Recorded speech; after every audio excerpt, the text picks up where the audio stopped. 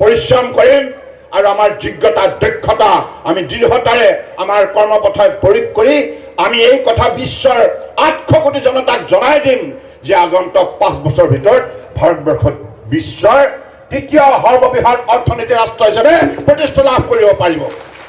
এই উন্নয়নৰ যাত্ৰাত গৌৰীপুৰবাসী ৰাইজ আপোনালোকে সহযোগ কৰক। লক্ষ্য কামত আত্মনিয়োগ কৰি গৈছে। গতিকে এগৰাকী দক্ষতা সম্পন্ন জনতাৰ প্ৰতিনিধি হিচাপে আগন্তুক জাভেদ ইছলাম ডাঙৰীয়াই নিশ্চিতভাৱে কাম কৰিব, এই বিশ্বাস আমাৰ সকলোৰে আছে। আৰু সেই বিশ্বাসেৰে আমি তেখেতক প্ৰাৰ্থী হিচাপে আপোনালোকৰ সন্মুখত থিয় কৰাই আপোনালোকৰ শ্ৰীচৰণৰ মূৰ দুৱাই আপোনালোকৰ আশীৰ্বাদ ল'বলৈ আপোনালোকৰ সমৰ্থনৰ বাবে প্ৰাৰ্থনা জনাবলৈ আমি তেখেতক বিশেষভাৱে এই দিশত আগুৱাইছোঁ। গতিকে ময়ো আহিছোঁ তেখেতৰ হৈ আজি আপোনালোকৰ শ্ৰীচৰণৰ মূৰ দুৱাই সমৰ্থন বিচাৰি।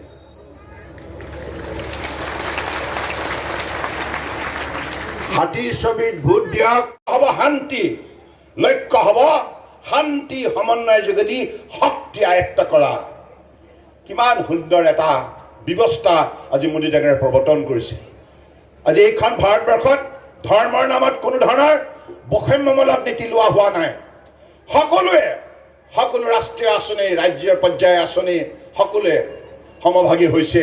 সকলোৱে ইয়াক সঠিকভাৱে ইয়াৰ পৰা লাভান্বিত হৈছে। হিন্দুৱে হওক, মুছলমানে হওক। কংগ্ৰেছে বহু কথা ক'ব পাৰে, কিন্তু কংগ্ৰেছৰ কাৰ্যকালত যিমান দেশত অশান্তি আছিল, ধৰ্মৰ নামত, ভাষাৰ নামত, সম্প্ৰদায়ৰ নামত যিমানবিলাক সাম্প্ৰদায়িক সংগ্ৰহ হৈছিল কংগ্ৰেছৰ কাৰ্যকালত, এতিয়া সেই অশান্তি নাইকিয়া হ'ল। এইখন অসম এটা সময়ত কিমান অশান্ত ৰাজ্য হিচাপে ভাৰতবৰ্ষৰ জনতাই ইয়াক বিশেষভাৱে সম্বোধন কৰিছিল, অশান্ত অঞ্চল হিচাপে ঘোষণা কৰিছিল। চৌদিশে হত্যা, হিংসা, লুণ্ঠন, বোমা বিস্ফোৰণ ইত্যাদি ইত্যাদি অশান্তিয়ে অসমৰ ৰাইজক যিহেতু ভোগাইছিল। গতিকে সেইখন অসমৰ অশান্তি আঁতৰ কৰি শান্তি প্ৰতিষ্ঠা কৰি প্ৰগতিৰ পথত অসম তথা উত্তৰ পূৰ্বাঞ্চলক ভাৰতবৰ্ষৰ অন্যান্য ৰাজ্যৰ সৈতে আগুৱাই নিয়াৰ বাবে মোদী ডাঙৰীয়াই যি দৃষ্টান্তমূলক পদক্ষেপ গ্ৰহণ কৰিলে, যিমানবিলাক উগ্ৰপন্থী আছে তেখেতসকলক শান্তি আলোচনাত চামিল কৰি মূল সুঁতিলৈ আনি আজি অসমৰ বুকুত শান্তি প্ৰতিষ্ঠা কৰে। এই শান্তিয়ে আজি আমাক প্ৰগতিৰ পথত আগুৱাই যাবলৈ মনোবল দিছে। প্ৰধানমন্ত্ৰী ডাঙৰীয়াই বেংক একাউণ্ট খুলি, আধাৰ কাৰ্ড প্ৰদান কৰি আৰু মোবাইলৰ যোগেদি বেংকৰ লেনাদেনা, বেংক লিংকিং কৰি যুগসত্ৰ ৰচনা কৰি আজি দৰিদ্ৰ জনগণৰ বাবে লোৱা আঁচনিৰ শতকৰা 100% ধৰে আজি দৰিদ্ৰই পাবলৈ সক্ষম হ'ল। এই স্বচ্ছৰ নিকা শাসন ব্যৱস্থা প্ৰৱৰ্তন কৰাৰ বাবে আজি আপোনালোকে শুনি ভাল পাব, যোৱা 10 বছৰ মোদী ডাঙৰীয়াৰ কাৰ্যকালত 25 কোটি দৰিদ্ৰ সীমাৰেখাৰ তলত অৱস্থান কৰা লোক আজি অৱস্থাপূৰ্ণ হ'ল।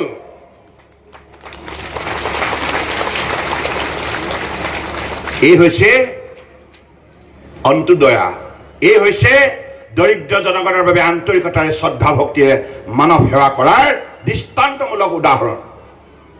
গতিকে পৰম শ্ৰদ্ধা ৰাইজ, আপোনালোকে সেইভাৱে বিবেচনা কৰক যে কোনটো দল চৰকাৰত থাকিলে দেশৰ জনগণৰ মংগল হ'ব। আজি মোদী ডাঙৰীয়াই দেশ সুচাৰুৰূপে পৰিচালনা কৰাৰ বাবে মহিলাসকল সবলীকৰণ হৈছে, মহিলাসকলৰ শক্তি বৃদ্ধি হৈছে, উপাৰ্জনৰ ক্ষেত্ৰত স্বাৱলম্বী হৈছে। সেল্ফ হেল্প গ্ৰুপক আজি জেম পৰ্টেলৰ যোগেদি ৰাষ্ট্ৰীয় পৰ্যায়ত এখন সুন্দৰ বজাৰ প্ৰদান কৰিছে, যাতে সেল্ফ হেল্প গ্ৰুপৰ মহিলা আত্মসহায়ক গোটৰ উৎপাদিত সামগ্ৰী যাতে তেখেতসকলে এইখন ৰাষ্ট্ৰীয় বজাৰত বিক্ৰী কৰিব পাৰে উচিত মূল্যত। খেতিয়কসকলৰ উপাৰ্জন দুগুণ কৰিবৰ বাবে মিনিমাম ছাপোৰ্ট প্ৰাইচৰ লগতে প্ৰাইম মিনিষ্টাৰ ফচল বীমা যোজনা, প্ৰাইম মিনিষ্টাৰ কিষাণ ইত্যাদি ইত্যাদি আঁচনিৰ যোগেদি আজি নিৰন্তৰভাৱে খেতিয়ক ৰাইজক সহায় কৰা হৈছে। আৰু এই ধুবুৰী জিলাৰ এটা সুকীয়া পৰিচয় আছে। আজি ধুবুৰী জিলাৰ খেতিয়কবিলাকে যিমান কঠোৰ পৰিশ্ৰম কৰে তাৰ ফলত আপোনালোকে উৎপাদন শক্তি বৃদ্ধি কৰিছে। আৰু এতিয়া ধুবুৰী জিলাৰ খেতিয়কে জলকীয়া বিক্ৰী কৰি কঁঠাল বিক্ৰী কৰি বিশ্ব বজাৰত এটা সুকীয়া পৰিচয় বুটলিবলৈ সক্ষম হৈছে খেতিয়ক ৰাইজে।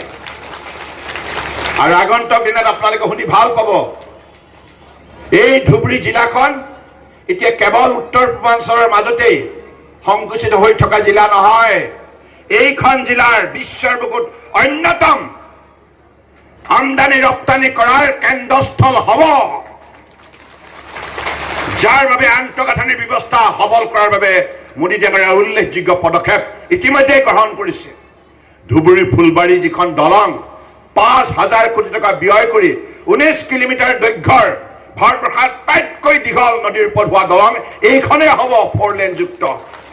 আৰু এইখন দলং হোৱাৰ লগে লগে এই ভূটান, ধুবুৰী, বাংলাদেশ আৰু কলকাতা, তাৰ পাছত ম্যানমাৰ, থাইলেণ্ড, বিভিন্ন নেপাল, সকলো ৰাষ্ট্ৰৰ সৈতে আমাৰ খেতিয়ক ৰাইজৰ উৎপাদিত সামগ্ৰী, মহিলা আইসকলৰ উৎপাদিত সামগ্ৰী বিশ্ব বজাৰত উচিত মূল্যত বিক্ৰী কৰিবলৈ সক্ষম হ'ব, যাৰ ফলত আমাৰ পুৰুষ, মহিলা, খেতিয়ক, শ্ৰমিক আৰু উঠি অহা ডেকা ডেকাৰীসকলে প্ৰত্যক্ষ আৰু পৰোক্ষভাৱে কৰ্মসংস্থাপন পাই সন্মান সহকাৰে জীৱনৰ বাটত সফলতাৰ দুৱাৰদলিত উপনীত হ'ব। দেশৰ জনগণে উন্নয়নৰ স্বাৰ্থত দ্বিতীয়টো কাৰ্যকালৰ বাবে নৰেন্দ্ৰ মোদী ডাঙৰীয়াক প্ৰধানমন্ত্ৰী হিচাপে পাব বিচাৰিছে। আজি ৰাইজৰ মাজত যিখিনি উৎসাহ উদ্দীপনা আপোনালোকে দেখিছে, ৰাইজে বিচাৰিছে যে তেখেত প্ৰধানমন্ত্ৰী হৈ থাকিলেহে দেশৰ উন্নয়নৰ যাত্ৰা ক্ষীপ্ৰ ৰূপত আগবাঢ়ি যাব। আজি ধুবুৰী জিলাখন কংগ্ৰেছৰ কিমান অৱহেলিত আছিল, কংগ্ৰেছে গুৰুত্বই দিয়া নাছিল। আজি ডাঙৰীয়াই নেতৃত্ব লোৱাৰ পাছত যোৱা 10 বছৰ আজি যেনেধৰণে ইয়াত মেডিকেল কলেজৰ পৰা আৰম্ভ কৰি ইয়াত এয়াৰপোৰ্ট, ইয়াৰ উপৰিও আন্তঃগাঁথনি যিমানবিলাক ৰাস্তা দলং, আজি ফুলবাৰী, ধুবুৰীৰ দৰে 19 কিলোমিটাৰ দৈৰ্ঘ্য 4 লেণ্ডৰ আজি দলং বনি আছে। গতিকে আৰু ইয়াৰ উপৰিও ৰিভাৰ পোৰ্ট ইয়াতে নিৰ্মাণ হৈছে। সামগ্ৰিকভাৱে যোৱা 10 বছৰত যিমান উন্নয়ন হৈছে, সেইকাৰণে ধুবুৰী জিলাৰ ৰাইজ সন্তুষ্ট আৰু তেখেতসকল নিশ্চিতভাৱে উন্নয়নৰ বাবে মোদী ডাঙৰীয়াক প্ৰধানমন্ত্ৰী পতাৰ স্বাৰ্থত আমাৰ যিগৰাকী ইয়াত প্ৰাৰ্থী আছে জাভেদ ইছলাম AGP, তেখেতক নিশ্চিতভাৱে জয়যুক্ত কৰাব, এই কথা নিশ্চিত।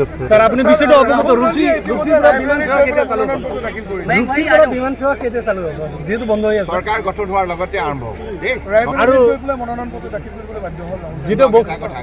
ইতিমধ্যে কংগ্ৰেছ হাৰাশাৰী হৈছে, তেখেতসকলক এতিয়া ভাৰতবৰ্ষৰ মানুহে বিশ্বাসত নলয়। 60 বছৰ কাল সুযোগ দিলে নহয়, 60 বছৰ একো কৰিব নোৱাৰে, কিন্তু মোদী ডাঙৰীয়া সততা নিষ্ঠাৰে দেশৰ জনগণক আস্থা বিশ্বাসত লৈ শ্ৰদ্ধা ভক্তিয়ে 10 বছৰ ভিতৰতে কংগ্ৰেছে দুৰ্বল কৰা ৰাষ্ট্ৰখনক আজি শক্তিশালী কৰি বিশ্বৰ পঞ্চম সৰ্ববৃহৎ